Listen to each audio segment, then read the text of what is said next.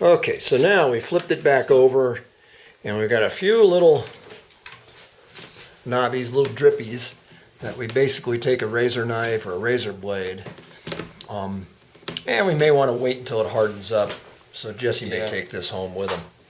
But basically, as you can see, we got a pretty nice glassy finish. You can see the glare coming off of it.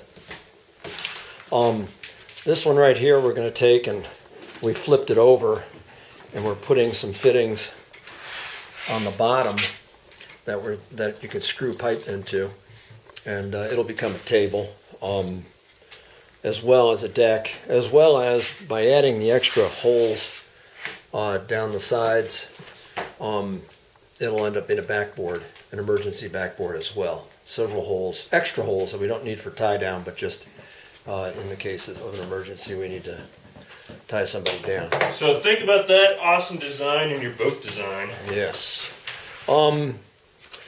Again, just to make it clear, you want to make sure you start by coating the bottoms first. You're taping everything. Will keep most of the drips from occurring. After you've coated the bottom, if it's hardened up, as it's hardened up, you want to flip it over and trim any of the drips if there are any. Then coat the top, and then if there is any damage done as far as excess dripping, it'll be on the bottom and not the top. The top will look nice and smooth.